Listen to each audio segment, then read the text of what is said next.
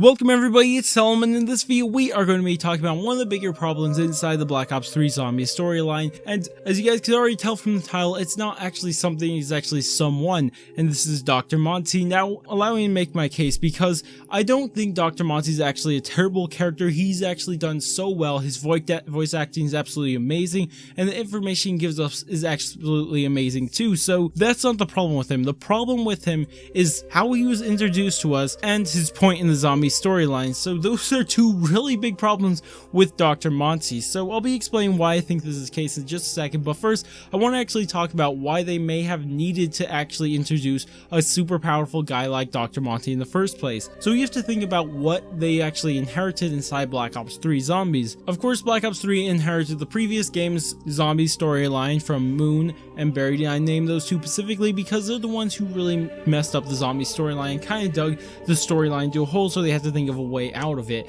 And the reason why I say this, because in Moon we kind of did something that was kind of hard to continue storyline, and when you did that, you kind of destroyed the Earth, and the Earth is probably really important, right? I think the Earth is important. It seems pretty important at least, but anyways, you have a destroyed Earth and you can't really do that much with it. Of course they did try to do that inside Transit, but it was just so poorly done, that Black Ops 2 storyline. That was a really bad storyline in my opinion, because how are you even on Earth? How does it even have an atmosphere? How does it do anything? But anyways, that's besides the point. But it gets even worse inside Buried, because inside Buried we give pretty much omnipotence to rather Maxis or Richtofen, which these guys are both crazy guys and really just want the Earth to end, to get destroyed and everything. So it's really bad, and you really can't go anywhere after Buried. It just really messes everything up. So what they decided to do is actually introduce a multiverse, which is really cool how they did this multiverse, and Monty explains this. Kind of ironic that I'm quoting Monty now, because I plan to talk bad about this guy inside this video. So anyways, Monty actually explained that there used to be one universe, it was shattered into and fragmented into these different universes, but it's actually really cool how they did this multiverse, because there's actually not an infinite amount of multiverses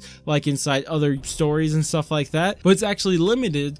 And on top of that, they all have the same origins. They all had the same starting point at one point or another. Now, the problem with this is because they could have done something really good, and what they could have done is that Monty could have been the reason why this multiverse actually existed, but we actually hear in this same quote that that's not the case. It was actually our characters and origins that caused this multiverse to exist in the first place, and that's the reason he had to step in. So not only is he not the reason why he would have had a good reason to exist, he's actually, when it happened, he got upset and had to step in, he says. So he got upset when there was a multiverse created, which I don't know why else they need to make him exist at this point. I don't know why he was introduced to the story. And of course it gets even worse inside Black Ops 3, because we don't really have him introduced until Gorod Krovi, which we'll talk about how he's introduced in just a second, which is very poorly too. Of course in Revelations it just gets even worse, because really he didn't do anything in Revelations. He says he is, and they could say he is, but he really didn't do anything. We have no proof for him actually doing anything except by his word, and his word doesn't seem too trustworthy, and I'll talk about why I even think that's stupid later in the video too. But anyways, he really had nothing to do. He really didn't have any reason to be inside the storyline. Some people would say, oh yeah, but he's the one who was with the children and everything in the house.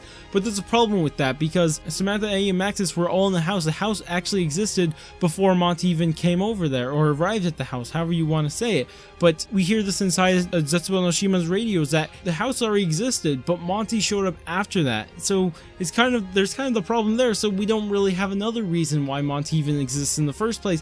We just can't find a real reason why this guy needs to exist in the storyline. Now, I guess he really doesn't have to have a reason to exist in the first storyline, but it's just kind of weird that you would introduce a character as powerful as he is for no good reason. It seems really weird. But anyways, let's talk about the other problem with this guy. So the other problem with this guy is how they actually introduced him. So we first got introduced to Dr. Monty inside Shadows of Evil and the Giant with the Gobblegum machine saying Dr. Monty over there. We really didn't get anything all the way until Gorod Krovi, which he goes from being some doctor who created Gobblegums that enhance your abilities to flipping the guy who's been in charge of the perks, the Gobblegum machines, and the chalk drawings that have been following our characters all this time. Not to mention he's a flipping god, an omnipotent god. So it just, I don't know how that happened. So how they transitioned like that was really bad. Now, I know a lot of the time that this isn't bad, but how they did it with Monty was very poorly done, because inside Shadows of Evil, how they dealt with the Shadow Man was really cool, because they introduced this character no one's ever heard of before, but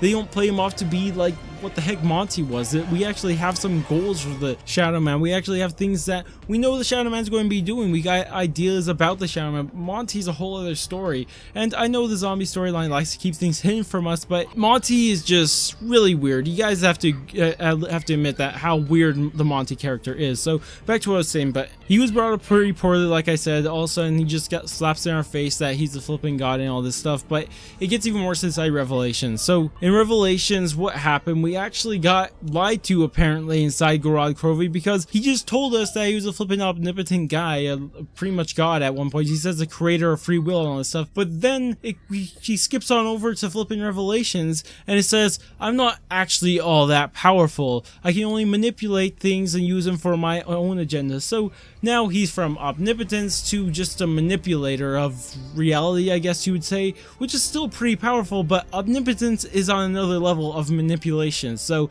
I'm just saying there's a difference, and he doesn't really ever give us a reason why he would have to lie to our characters. I don't know why he had to tell our characters he was omnipotent. I don't know why this ever was brought up. It just was really weird why they did that. And because of this, it made Monty kind of a liar, and now it makes a really big problem for us, because now we if any of his quotes are truthful or not, which is not always a bad thing, but in Monty's case it is, because you could say, well, Rick Toffin does the same thing. He likes to lie to our characters a lot, but then we find out, oh, well, he wasn't actually doing that.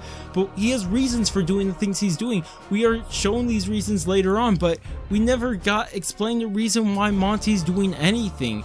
And I actually believe this isn't the fault of bad writing. I think this is actually, well, yeah, it was bad writing, but it was because of how the writing was actually gone about doing, because I don't think they actually intended Monty to be this character in the first place. They did intend to introduce Monty at some point, but they never intended to actually have Monty as this omnipotent being. But they wanted to make someone that could actually rival the Shadow Man. I think they were kind of going for, even though our characters defeat the Shadow Man, but I don't know. I think that's the problem with Monty. I think it was just something they just added into the story later on. But that's about it for this video. Go ahead and tell me what you guys think about this. Do you guys agree with me and think that Monty is actually really didn't need to be inside the storyline, even though he's cool and all, but he really didn't need to exist? Or do you guys think that he was actually very essential to the storyline and really important to it and actually made it better?